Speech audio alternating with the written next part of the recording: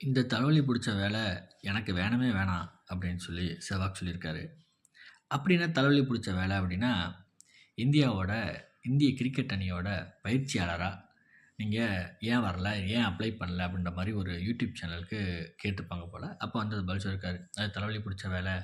ஆக்சுவலா கொஞ்சம் வருஷங்களுக்கு முன்னாடி அவர் வந்து இந்தியன் இதுக்கு வந்து பயிற்சியாளரா இருக்கிறதுக்கு வந்து அப்ளை பண்ணியிருக்காரு. பட் அந்த டைம்ல வந்து இவருக்கு வந்து அந்த வாய்ப்ப குடுக்கல. ஸோ வேற யாருக்கோ குடுத்துருக்காங்க. அதனால இவர் கடுப்பாயிட்டு இதுக்கப்புறம் வேணவே வேணாம். இதுக்கப்புறம் நான் இந்த வேலைக்கே வரல அப்படின்னு சொல்லிட்டு வெளில வந்திருக்காப்புல. அதுக்கப்புறம் அப்ளையும் பண்ணல அவரு. பட் இப்ப நீங்க என்ன பண்றீங்க அப்படின்னு கேட்டா, ஆக்சுவலா நான் வந்து இந்திய அணிக்காக நான் வந்து ஒரு கோச்சா உள்ள வரணும் அப்படின்னா, கிட்டத்தட்ட ஒரு பல வருஷமா வந்து என்னோட பசங்களுக்காக சில விஷயங்கள் நான் செய்ய வேண்டியது இருக்கு. நான் வந்து இந்திய அணிக்காக விளையாண்டுட்டு இருக்கப்போ, ஒரு 15 வருஷம் விளையாண்டுட்டு இருக்கப்ப, என் குடும்பத்த நான் பார்க்கவே இல்ல. 8 மாசம் விளையாண்டுட்டு இருப்பேன். 8 மாசம் வந்து விளையாண்டுட்டு இருப்பேன். ஒரு 4 மாசத்துல சில நாட்கள் மட்டும் தான் வீட்ல இருக்கிற மாரி இருந்துச்சு. அப்பலாம் என்னோட பசங்கள பார்த்துக்க முடியல. ஒருத்தருக்கு 16 வயசு, இன்னொருத்தருக்கு 18 வயசு ஆகுது.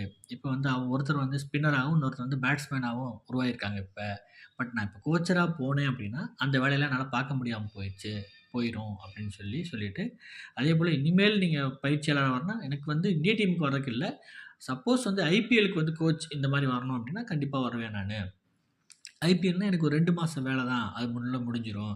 ஸோ நான் என் குடும்பத்தோட செலவிடுறதுக்கு தான் நான் விரும்புறேன். இப்போதைக்கு இந்திய அணிக்கு வந்து பயிற்சியாளரா வர விரும்பல அப்படின்ற மாரி சொல்லியிருக்காரு. அதேபோல வந்து காம்பீர் வந்ததுக்கு வந்து என்ன சொல்லியிருக்காரு, நல்ல விஷயம் தான். இந்திய அணியில நல்ல மாற்றங்கள் வரும். யங்கா துடிப்பா இருக்கக்கூடிய ஆளு. ஸோ அவர் நல்ல மாற்றங்கள குடுக்கக்கூடியது